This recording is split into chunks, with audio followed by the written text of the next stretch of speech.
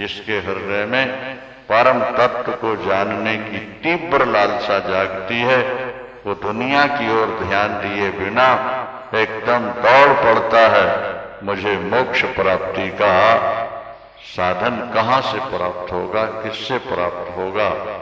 और जब वो ऐसी लालसा लेकर चलता है, तब परमात्मा उसको किसी न किसी महापुरुष से मिला देता है। महापुरुष संश्रयः।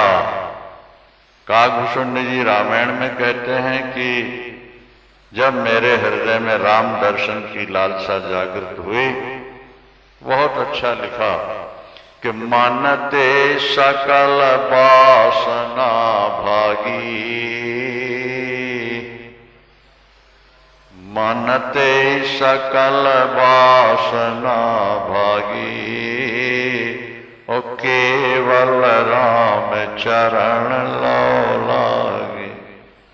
राम चरण बारिज जब देखो, तब निज जन्म सफल कर लेखो। और वो सर्वस्व त्याग कर चल पड़े।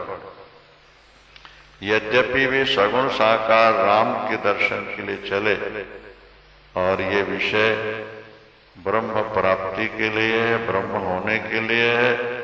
एतावता जैसे सिद्धार्थ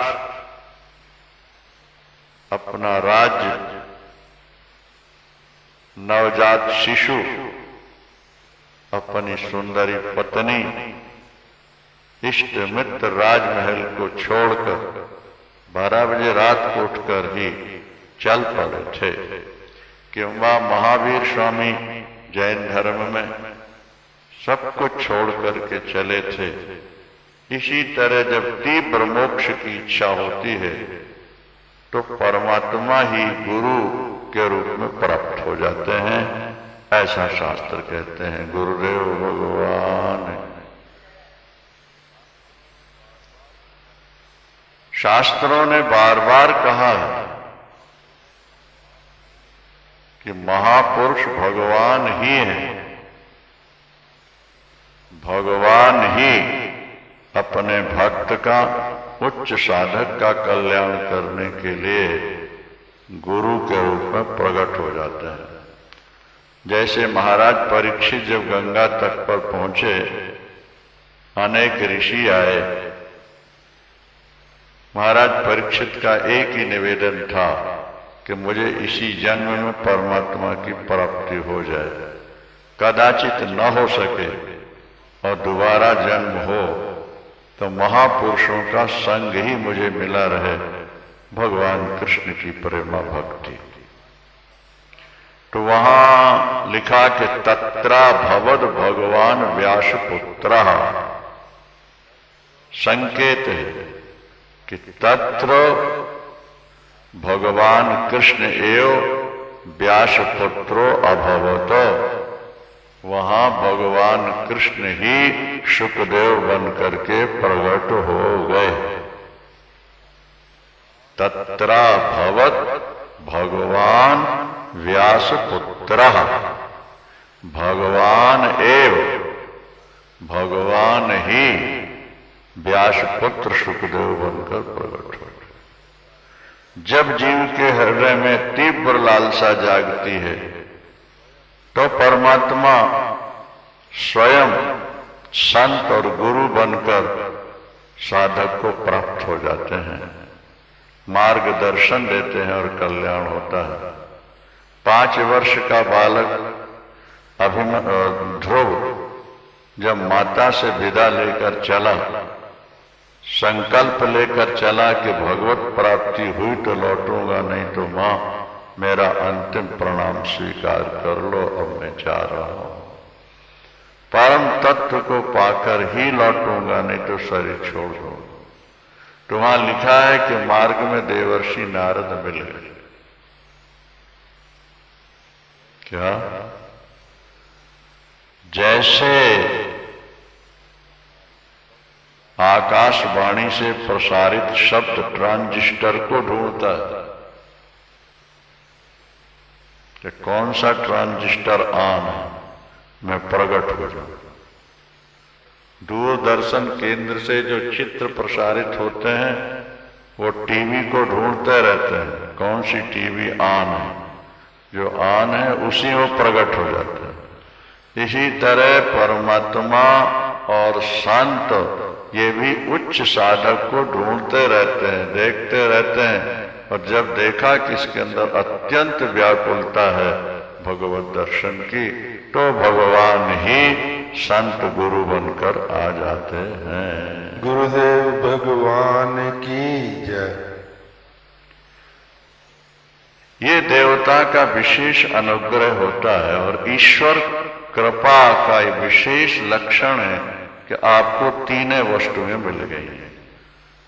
आप में मनुष्यत्व आ गया है, आपके अंदर मोक्ष की तीव्र लालसा जाग गई, और आपको किसी महापुरुष का संग मिल गया।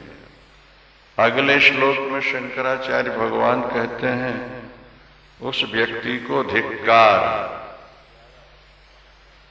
वो आत्महत्यारा है जो नर्तन पाकर भी क्या नरजन्म पुरुषत्व विप्रता और वैदिक धर्म मार्ग परता विद्वत्ता ये ईश्वर कृपा से मिल तो गई, लेकिन मिलने के बाद भी ये ईश्वर पाने का प्रयास नहीं कर रहा। वे लब्ध्वा कथंचिन नरजन्म दुर्लभम, दुर्लभ नर्तन प्राया, पुंसत्व पाया, श्रुति पार दर्शनम, वेदों का ज्ञान भी हो गया, और यह स्वात्म मुक्तो न यतेत मूढ़धि, इतना होने के बाद भी अगर ये अपनी आत्मा का कल्याण नहीं कर पाता है, क्या यतेत शब्द का मतलब प्रयत्न करना चाहिए। जैसे व्यक्ति धन कमाने के लिए प्रयत्नशील होता है, पर प्रतिष्ठा पाने के लिए प्रयत्नशील होता है, इसी तरह आत्म मुक्ति के लिए भी प्रयत्न करे। ऐसा लिखा, यह स्वात्म मुक्तौ न यतेत, यतेत का अर्थ है प्रयत्न, और न यतेत माने जो प्रयत्न नहीं करता वो मूढ़ धी, चाहे चारों वेदों का विद्वान क्यों ना हो जाए, 10 विषय से MA PhD क्यों ना कर ले, पर यदि वो आत्म मुक्ति का उपाय नहीं करता तो शास्त्र दृष्टि से वो मूढ़ धी, धी माने बुद्धि, वो मूर्ख ही है। वो आत्महा, वो आत्महा माने आत्महत्यारा। आत्महा का अर्थ है आत्म। देखो, हत्याएं 2 प्रकार की होती हैं, इसे समझ लो अच्छी तरह। नर्तन पाकर के एक व्यक्ति दुखी होकर जहर खा के मरता है, या फांसी लगा के मरता है, या जल में डूबकर मरता है, या गोली मार के मरता है, तो ये एक प्रकार की आत्महत्या कहलाती है। किसी भी उपाय से शरीर को छोड़ने का नाम क्या है? आत्महत्या। शास्त्रों में लिखा है कि आत्महत्या सबसे बड़ा पाप। गो हत्या, ब्रह्म हत्या, स्त्री हत्या, मातृ पितृ हत्या से भी ज्यादा पाप आत्महत्या में लगता है। और आत्महत्यारा कितने विद्वान क्यों न हो, उसको मर करके कुकर शूकर भूत प्रेत बनना ही पड़ता है। एक प्रकार की आत्महत्या तो ये हो गई। और दूसरे प्रकार की आत्महत्या क्या है?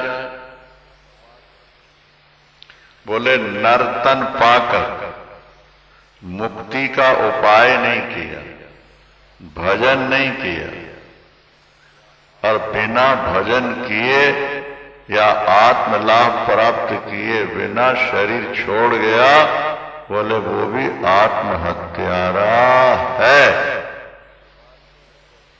और उसे भी मरने के बाद कूकर शूकर कीट पतंग बनना ही पड़ेगा। ये शास्त्र है। भगवान राम ने भी रामायण में कहा ना कि जो नर तरय न भव निधि और नर समाज यश पाय, सो कृत निंदक मंदमती आत्माहन गति जाय। नर्तन पाकर जिसने भजन नहीं किया, मुक्ति का उपाय नहीं किया, वो आत्माहन, वो आत्महत्यारा ही। इसलिए अगर कूकर शूकर कीट पतंग पशु पक्षी बनना हो तो भजन नहीं करो, मुक्ति का उपाय नहीं करो, खाओ पियो कमाओ ऐश करो। और अगर तुम्हें नर्तन में ही ब्रह्मात्म साक्षात्कार करना है तो फिर प्रयत्न करो। ये शंकराचार्य भगवान भी संकेत कर रहे हैं। सोम विनिहंति असद गृहात, नाशवान पदार्थों के लिए तुम रात दिन दौड़ते हो और आत्मदर्शन की तुम्हारे अंदर जिज्ञासा ही नहीं। ईता को नष्टि मूढ़ात्मा यस्तु सार्थे प्रमद्यति, प्रमाद्य दुर्लभम मानुषम देहम प्राप्य तत्रापि पौरुषम। मनुष्य देह और पुरुषत्व पाकर भी जो मोक्ष के साधन में प्रमाद करता है, उससे बड़ा और मूर्ख कोई हो नहीं सकता। इसलिए पठन्तु शास्त्राणि यजन्तु देवान् कुर्वन्तु कर्माणि भजन्तु देवताः आत्मैक्य बोधेन विना विमुक्तिर न सिद्ध्यति ब्रह्म शतान्तरेपि। तुम कितने शास्त्र पढ़ लो, कितने देवताओं का पूजन कर लो, कितना कर्म कर लो, कितना देवता भज लो, कितने देवताओं को भज लो, लेकिन आत्मैक्य बोध के बिना सैकड़ों ब्रह्मा बीत जाने के बाद भी मुक्ति नहीं हो सकती। आत्मैक्य बोध होना बहुत आवश्यक है। महाराज कुछ पैसा कमा लें, थोड़ा ऐश कर लें, परिवार को सेट कर लें और धन से हम यज्ञ यागादि करके परमात्मा को पालेंगे, तो शंकराचार्य भगवान कहते हैं अमृतस्य तु नाशास्ति वित्तेन इत्येवं ही श्रुति ब्रवीति कर्मणो मुक्ते अहेतुत्वं स्फुटम यतः। क्या?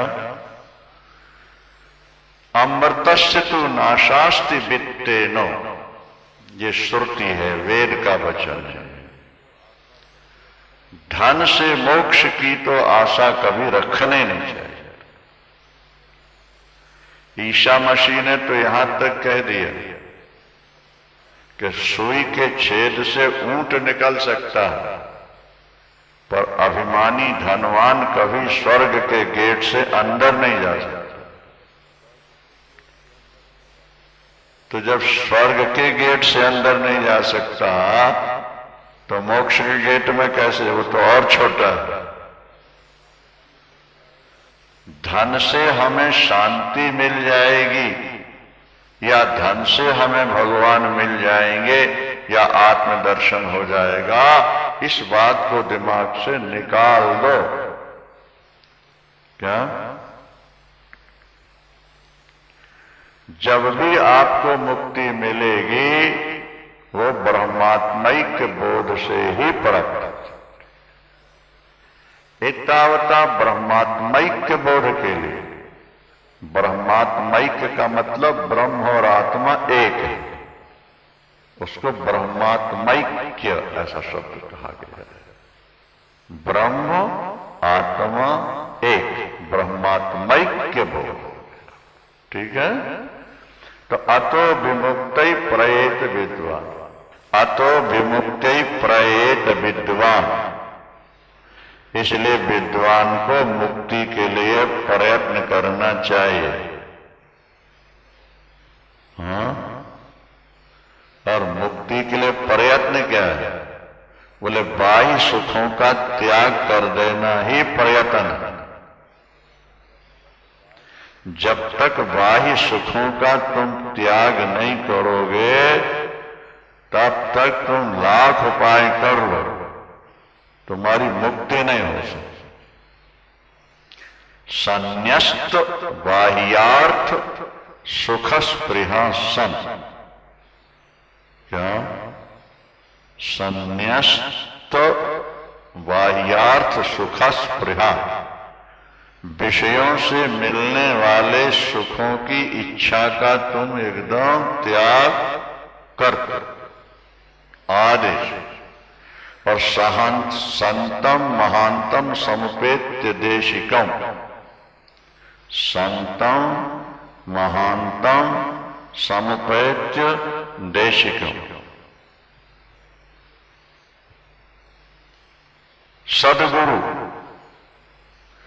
ब्रह्मनिष्ठ गुरु के पास जाओ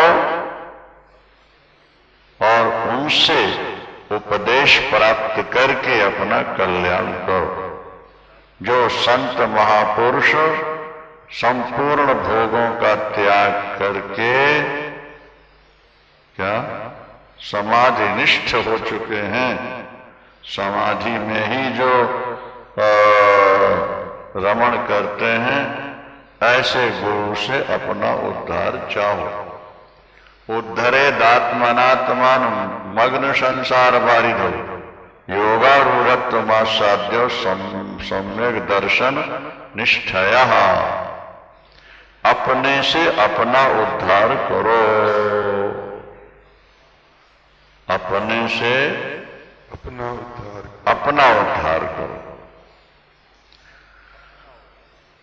आज व्यक्ति परमुखापेक्षी हो गए हैं। ये चाहते हैं कोई गुरु ऐसा मिल जाए, सिर पर हाथ रखे और भगवान का दर्शन हो जाए या आत्मबोध हो जाए। ऐसे लोग प्राय गलत गुरुओं के चक्कर में पड़ के जीवन बर्बाद भी कर बैठते हैं। भगवान ने गीता में भी यही बात कही है, उद्धरे दात्मनात्मानम नात्मानम अवसादयेत्। तू अपने से अपना उद्धार करना सीख। आगे शंकराचार्य भगवान भी यही कहेंगे कि ऋण मोचन करता तू, पितु संति सुता दया। बाप के सिर पर कर्जा है तो बेटा उतार सकता है, पिता के सिर पर बोझा रखा है तो पुत्र उतार सकता है। लेकिन पिता को भूख लगी है तो पिता खाएगा तभी तृप्ति मिलेगी।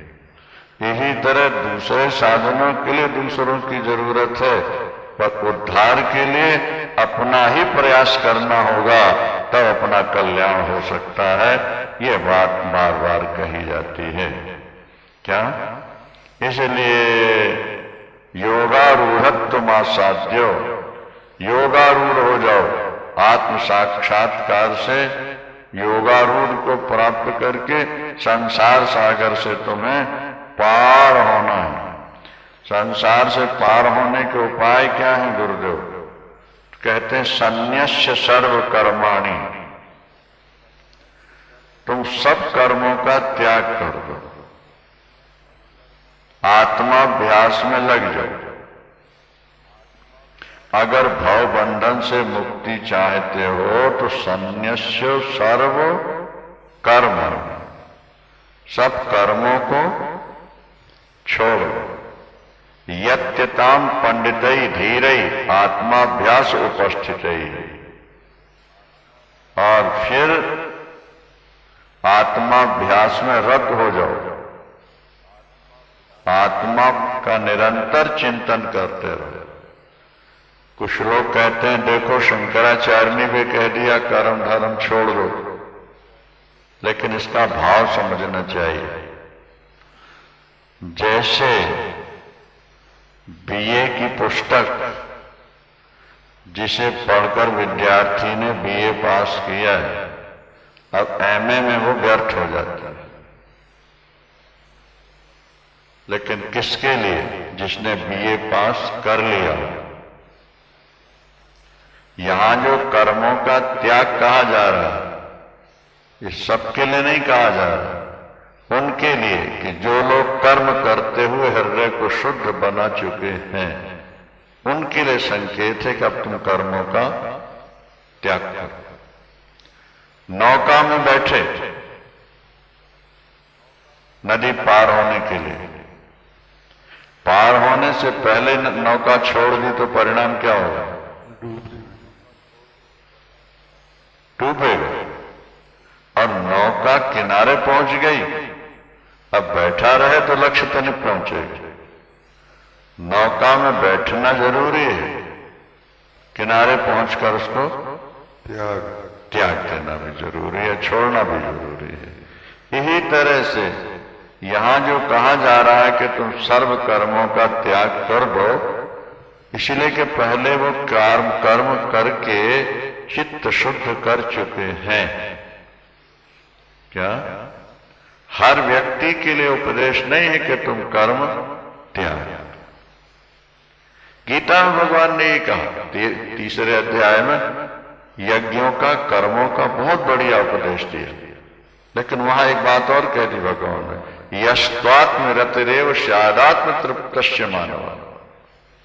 यस्त्वात्म रतिरेव, जो अपनी आत्मा में ही रमण करने लगे, आतृप्तश्च, जो अपनी आत्मा में ही तृप्त रहते हैं, और जो अपनी आत्मा में ही रमण करते हैं, ऐसे व्यक्तियों के लिए कर्म का कोई उपयोग नहीं रहता। क्या?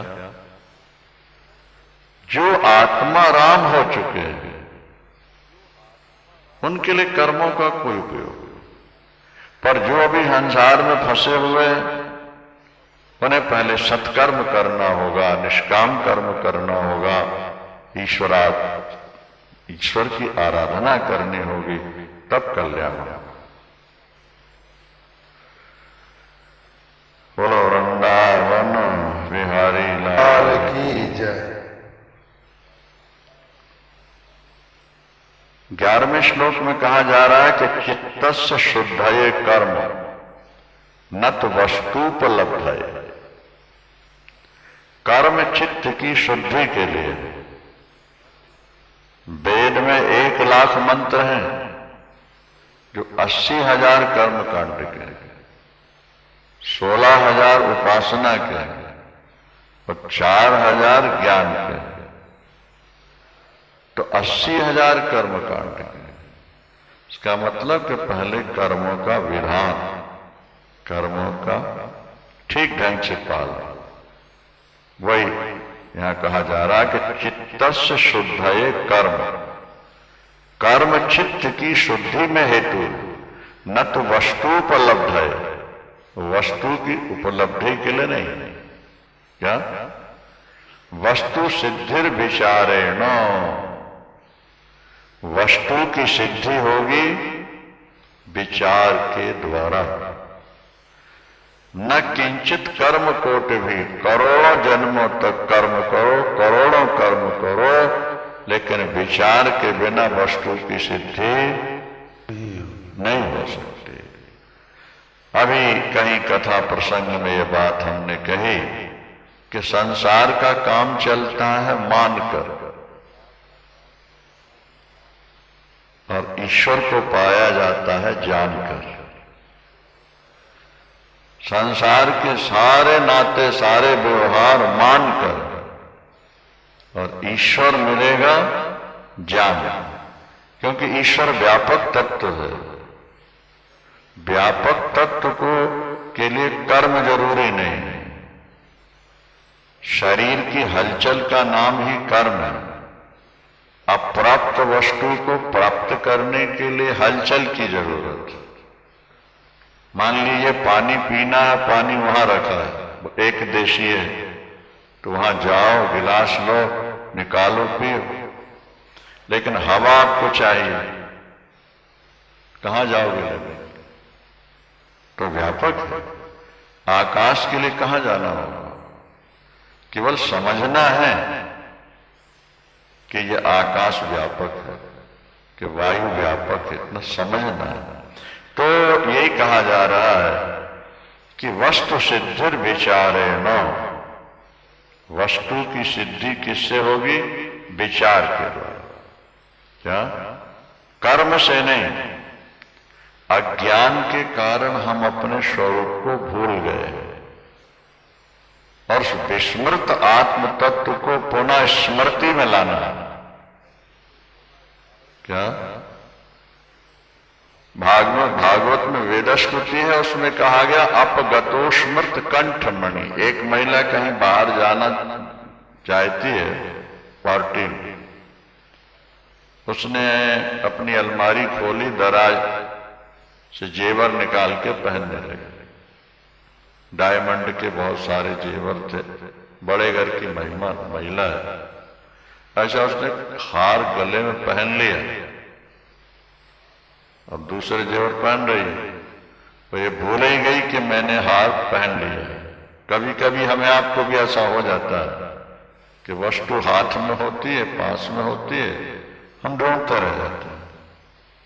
नहीं, तो अब वो महिला बड़ी परेशान, मेरा हार कहां गया? कीमती हार, डायमंड। सहेली आई, अरे भाई विलंब हो रहा है, चलो। बोली हार गुम गया मेरा। बोले गले में क्या है? जैसे हाथ लगाया, खुश हो गए। हार गुमा था क्या? नहीं, गुमने का केवल भ्रम था। और जानकार ने जैसे बताया कि गले में क्या है, वो हो गया। तो आत्म तत्व को समझने के लिए कर्म नहीं, सम्यक विचारता सिद्धा रज्जौ तत्वावधारणा। क्या? मान लीजिए अंधकार में आपको सर्प का भ्रम हो गया, रस्सी में सर्प का भ्रम हो गया। अब रज्जू में अगर सर्प का भ्रम हुआ है तो वो लाठी से मरेगा? नहीं, मंत्रों से भागेगा? क्या उपाय? बोले प्रकाश लाओ, बोध हो जाए कि ये रस्सी है, सर्प का भ्रम भय सब खत्म हो जाता है। इसी तरह आत्मज्योति है, भ्रांतोदित महासर्प, भय दुख विनाशिनी। भ्रांति से जो सर्प का दुख हुआ था वो निश्चय होते ही समाप्त हो जाएगा। जब तक रज्जू सर्प के रूप में हमें दिखाई दे रही है तभी तक भय दुख और कंप है। जैसे वस्तु तत्व का बोध हुआ कि रज्जु नहीं ये तो, और ये सर्प नहीं ये रस्सी है, बस आपका भय समाप्त हो गया। अर्थस्य निश्चयो दृष्टो विचारेण हितोक्तिता। कल्याणप्रद उक्तियों के द्वारा विचार करने से ही वस्तु का निश्चय देखा जाता है। स्नान दान सैकड़ों प्राणायाम से भी वो उपलब्ध नहीं होगा। सच्चिदानंद भगवान की जय। क्या? अर्थ का निश्चय जो है विचार से ही होता है, इसलिए विचारों को प्रधानता दो, विचार करना प्रारंभ करो। अधिकारिणाम आशास्ते फल सिद्धि विशेषता। विशेषता अधिकारी को ही फल की सिद्धि होती है। उपाया देश कालाद्या संत्यस्मिन् सहकारिण। और दूसरे जो देश कालादि उपाय हैं वो उसमें सहायक हो सकते हैं। बाकी मूल भाव मन में ये लाओ कि आत्म तत्व का विचार हमको करना है। आप सभी सत्संग प्रेमियों को जय श्री राधे, जय श्री कृष्ण। आपने अभी तक हमारे चैनल जय मां ललिता को सब्सक्राइब नहीं किया है तो आज ही सब्सक्राइब करें। नित्य नए प्रवचनों का घर बैठे आनंद लें। वीडियो आपका बन रहा है यूट्यूब में, बार बार देखा जा सकता है। आज से 50 वर्ष बाद भी अगर आपके बेटे पोते देखना चाहें तो आपको देख सकते हैं। दूसरे चैनलों में जो कथाएं आती हैं वो तो जब तक कथा चलती है तभी तक दिखेगी, लेकिन ये जो चल रही है 50 वर्ष बाद भी अगर देखना चाहेंगे दिखेगी। इसलिए इसके सदस्य बने।